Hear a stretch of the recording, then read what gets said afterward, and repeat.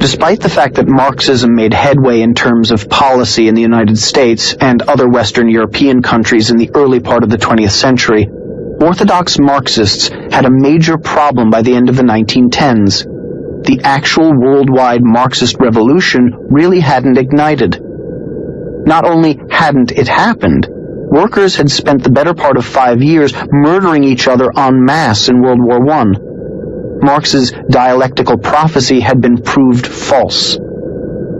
But just because Marx's dialectic materialism had been proved false, and just because soon the new Soviet Union would be slaughtering its own citizens at record rates, didn't mean that the Marxist intellectuals were going to give up on worldwide revolution.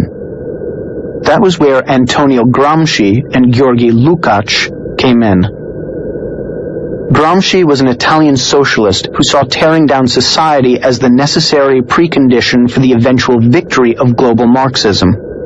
Marxism simply hadn't won because men were weak. And men were weak because they were the products of a capitalist society. Man is above all else mind, consciousness, Gramsci wrote in 1916. That is, he is a product of history, not of nature. There is no other way of explaining why socialism has not come into existence already. Lukács built on Gramsci, deciding that Marx's dialectic materialism wasn't really a prophetic tool for predicting the future. It was a tool for tearing down society itself. Simply destroying the status quo in the minds of the people would bring Marxism.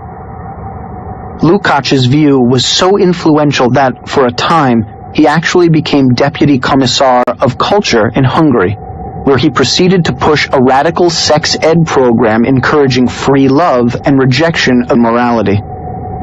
In that role, he tried to live out his ideology of destruction. I saw the revolutionary destruction of society as the one and only solution. A worldwide overturning of values cannot take place without the annihilation of the old values and the creation of new ones by the revolutionaries. Fortunately, the people of Hungary weren't nuts, so they dumped him. That left Lukács unemployed, but not for long. Felix Weil was a young radical from Frankfurt, Germany, and a devotee of Marx. He, like Lukács, saw the problems of implementing socialism, namely that nobody really liked it very much. But like most of today's lefty college students who live off their parents' money while preaching the downfall of the capitalist system, he was rich. So he used his granddaddy's money to fund the Institute for Social Research, which was really a precursor to John Podesta's Center for American Progress, funded by George Soros. To staff this new institute, which quickly became known as the Frankfurt School, Weil brought in, along with Lukács, a Marxist philosopher named Max Horkheimer. Lukács didn't last long, but Horkheimer did. At the Frankfurt School, he coined a term that would embody the whole corrupt philosophy of his fellow travelers' mission to destroy society and culture using the Marxist dialectic: critical theory. Critical theory was exactly the material we were taught at Tulane. It was, quite literally, a theory of criticizing everyone and everything everywhere. It was an attempt to tear down the social fabric by using all the social sciences: sociology, psychology, economics, political science, etc. It was an infinite and unending criticism of the status quo, adolescent rebellion against all established social rules and norms. Critical theory, says Horkheimer, is suspicious of the very categories of better, useful, appropriate, productive, and valuable as those are understood in the present order. So, if you liked ice cream better than cake, or thought a hammer might be more useful than a screwdriver in a particular situation, you were speaking on behalf of the status quo. The real idea behind all of this was to make society totally unworkable by making everything basically meaningless. Critical theory does not create. It only destroys, as Horkheimer himself openly stated. Above all, critical theory has no material accomplishments to show for itself. No wonder my thought upon graduating was that getting a job was selling out. When Horkheimer took over the Institute in 1930, he filled it up with fellow devotees of critical theory like Theodor Adorno, Erich Fromm, and Herbert Marcuse. Each agreed with the central idea of critical theory, namely that all of society had to be criticized ad nauseum, all social institutions leveled, all traditional concepts decimated. Marcuse later summed it up well. One can rightfully speak of a cultural revolution since the protest is directed toward the whole cultural establishment, including the morality of existing society. What we must undertake is a type of diffuse and dispersed disintegration of the system. All of these boring and bleating philosophers might have faded into oblivion as so many Marxist theorists have, but the rise of Adolf Hitler prevented that. With Hitler's rise, they had to flee. Virtually all of them, Horkheimer, Marcuse, Adorno, Fromm, were of Jewish descent, and they had no place to go except the United States. The United States' tradition of freedom and liberty, its openness to outside ideas, and our highest value, freedom of speech, ended up making all America vulnerable to those who would exploit those ideals. We welcomed the Frankfurt School. We accepted them with open arms. They took full advantage. They walked right into our cultural institutions, and as they started to put in place their leadership, their language, and their lexicon, too many chose to ignore them. And the most dangerous thing you can do with a driven leftist intellectual clique is to ignore them. We always feel that our incredible traditions of freedom and liberty will convert those who show up on our shores, that they will appreciate the way of life we have created. Isn't that why they wanted to come here in the first place? We can't imagine anyone coming here experiencing the true wonder that is living in this country and wanting to destroy that. But that's exactly what the Frankfurt School wanted to do. These were not happy people looking for a new lease on life. When they moved to California, they simply couldn't deal with the change of scenery. There was cognitive dissonance. Horkheimer and Adorno and depressive allies like Bertolt Brecht moved into a house in Santa Monica on 26th Street, coincidentally the epicenter of my childhood.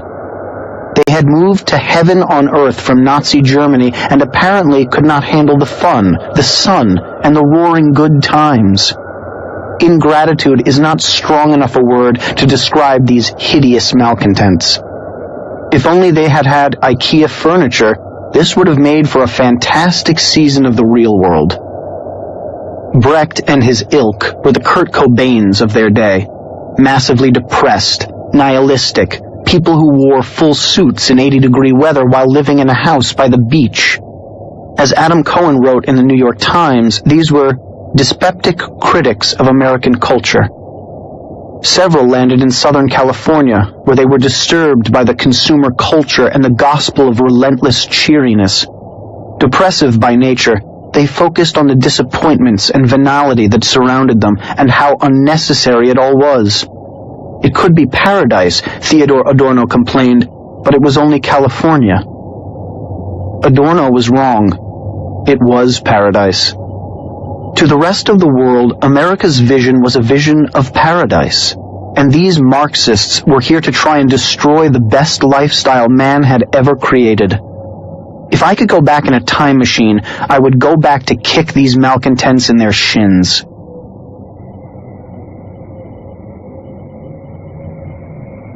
Members of the Frankfurt School had some American allies, men who had accepted the Roosevelt-Wilson synthesis of Hegel and Marx and who were now looking for the next step. The Frankfurt School had been sending mailers out to prominent fellow traveler sociologists in the United States for some years and creating connections with them. Meanwhile, Columbia University's sociology department was dying. They needed new blood, and they liked what they saw in the Frankfurt School. All the Frankfurt School had to do was to get into the country, and they'd take their place in the hallowed halls of American academia. Fortunately for them, there was an organization called the Institute of International Education, specifically devoted to helping fleeing scholars from Germany.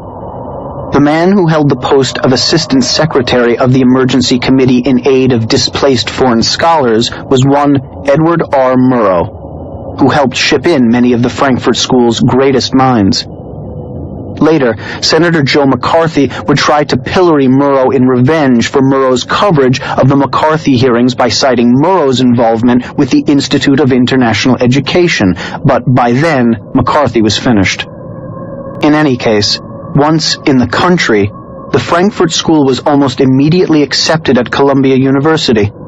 It was a marriage made in hell. With their tentacles affixed to the institutions of American higher education, the Frankfurt School philosophy began eking its way into every crevice of American culture. Horkheimer's critical theory became a staple of philosophy, history, and English courses across the country. Horkheimer himself took his show on the road, from Columbia to Los Angeles to the University of Chicago. Meanwhile, Erich Fromm, one of the Frankfurt School's main thinkers, was pushing cultural Marxism through psychology by blaming Western tradition for the rise of Nazism and the rejection of Marxism. This was a fiction, of course, convenient rewriting of science to meet a political agenda. Leftists today still call their opponents Nazis on the basis of this flawed and inane psychoanalysis. Early on, Fromm embraced the ideas of Frankfurt School fellow Wilhelm Reich, who felt that psychological problems largely stemmed from sexual repression, and said that sexual liberation from societal mores could cure large numbers of people. Reich, whose psychoanalysis included disrobing his patients and then touching them, helped place the foundations of modern feminism, arguing that the repression of the sexual needs creates a general weakening of intellect and emotional functioning. In particular, it makes people lack independence, willpower, and critical faculties. Marriage, he wrote, ruins lives. Marital misery, to the extent to which it does not exhaust itself in the marital conflicts, is poured out over the children. Fromm also expanded on the parenting ideas of Lukács and John Dewey, who rejected parental authority, telling parents to stand by and let their children reinvent the wheel through experience.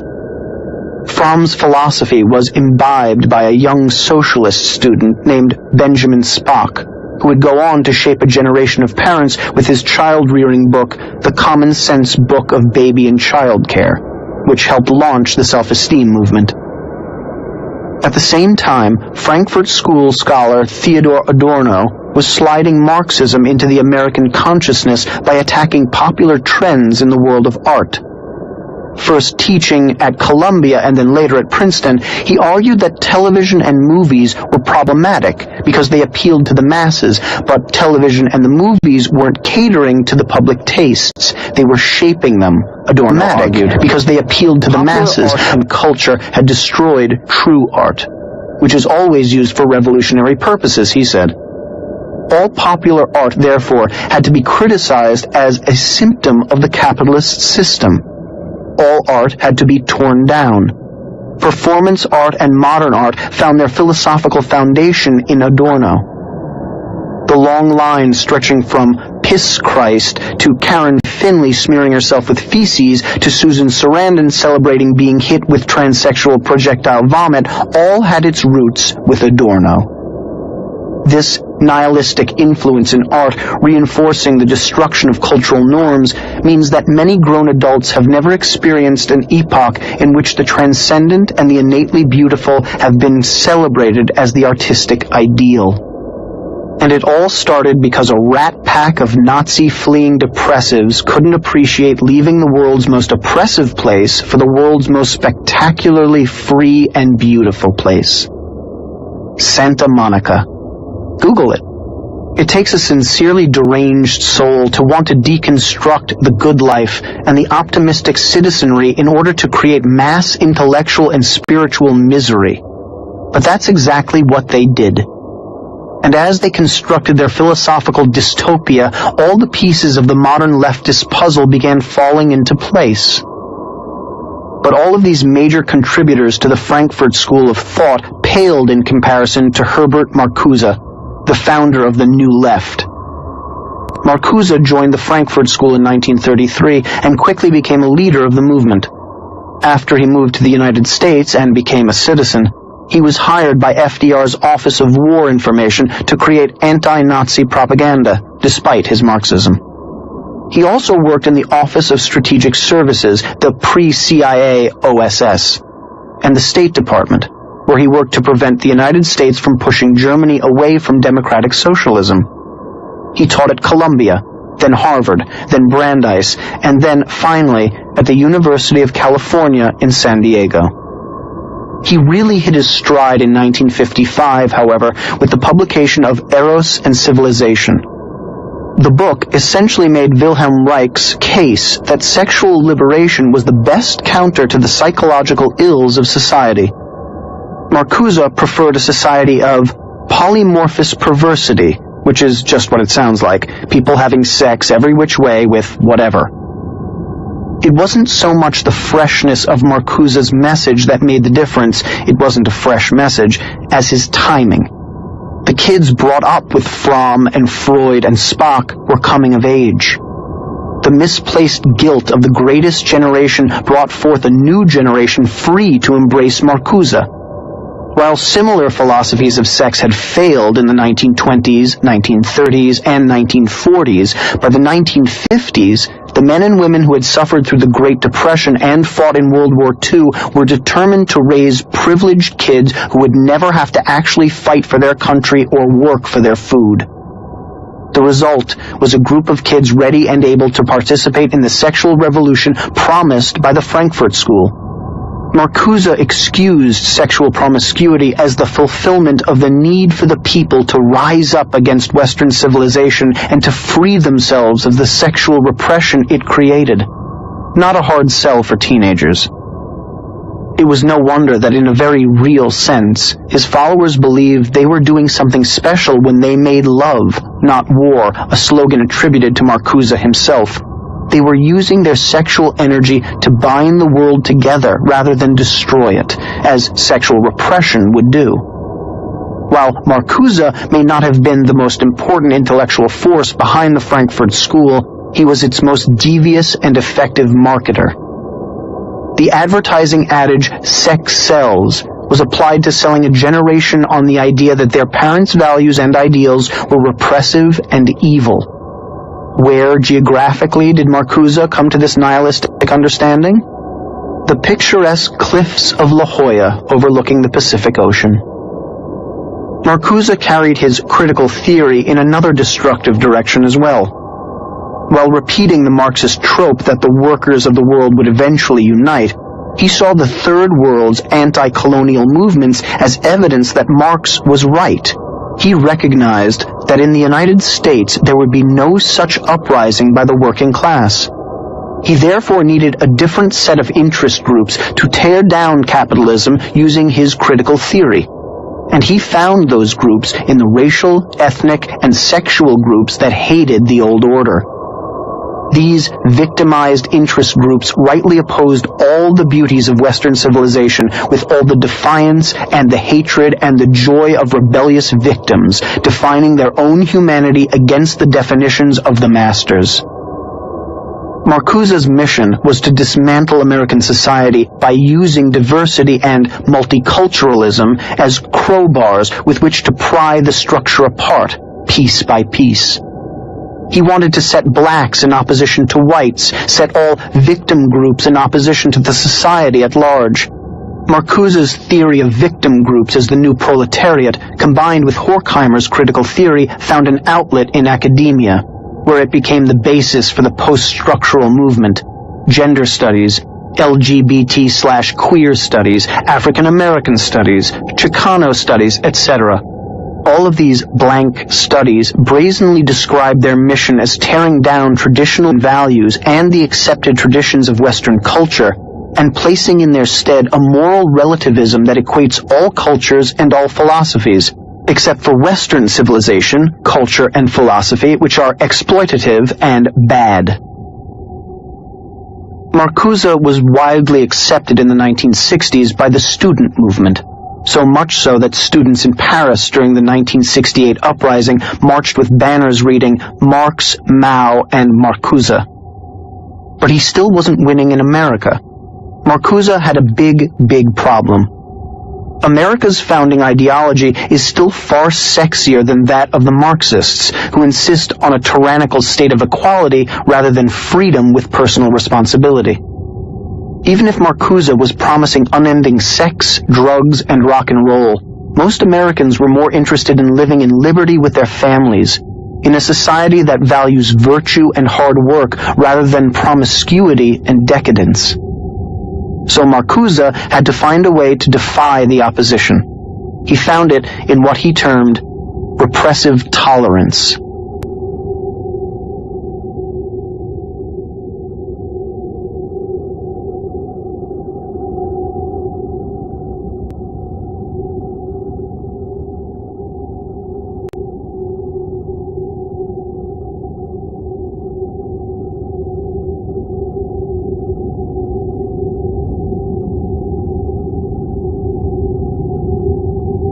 In 1965, Marcuse wrote an essay by that name in which he argued that tolerance was good only if non-dominating ideas were allowed to flourish, and that non-dominating ideas could flourish only if dominating ideas were shut down. The realization of the objective of tolerance, he wrote, would call for intolerance toward prevailing policies, attitudes, opinions, and the extension of tolerance to policies, attitudes, and opinions which are outlawed or suppressed. America was experiencing a repressive tolerance under which dissenting viewpoints were stifled. What it needed was partisan tolerance. In other words, if you disagreed with Marcuse, you should be forcefully shut up, according to Marcuse. This made political debate very convenient for him and his allies. This totalitarianism is now standard practice on college campuses, in the media, and in Hollywood, the very places that the Frankfurt School sought to control. The First Amendment, the same instrument that allowed the Frankfurt School to land on our shores and express their pernicious ideas in freedom, was now curtailed by those who had benefited from it. Marcuse called for a tyranny of the minority, since the tyranny of the majority could not be overcome without a total shutdown.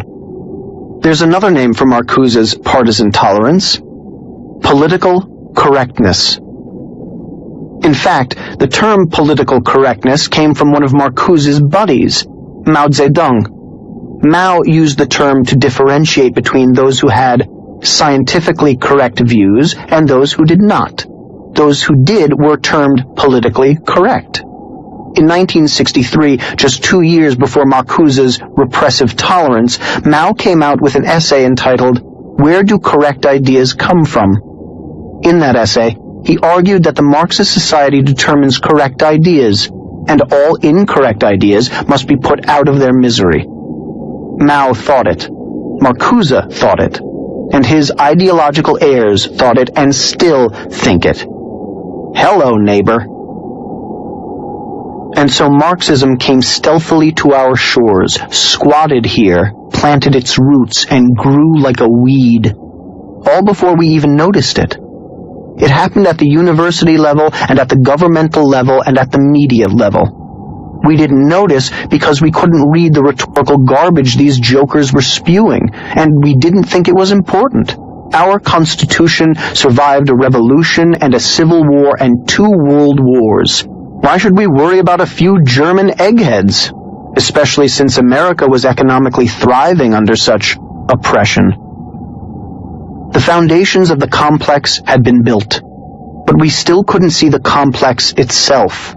The complex was hidden under paragraphs of obscure text and in college curricula at places like Tulane University, under the unlikely auspices of American Studies. Talk about a wolf in sheep's clothing. It all seemed so benign, and we figured that if college students went off and had sex and did drugs and engaged in teenage rebellious decadence, oh well, they'd eventually come back to the Constitution just the way their parents had. We slept while the other side armed, And while we snoozed, they secretly stole away our defensive weaponry, our allegiance to the Constitution and to freedom of speech and opinion. It was only when they fired the first shots over our bow that we noticed we were unarmed, and that they had weaponized the cloudy bacteria of their philosophy into full-bore ideological anthrax, ready to deploy on a moment's notice. The line was becoming clear. Marx and Hegel had paved the way for the progressives, who in turn had paved the way for the Frankfurt School, who had then attacked the American way of life by pushing cultural Marxism through critical theory. The Frankfurt School thinkers had come up with the rationale for radical environmentalism, artistic communism, psychological deconstruction of their opponents, and multiculturalism. Most of all, they had come up with the concept of repressive tolerance, aka political correctness. They had penetrated the academies.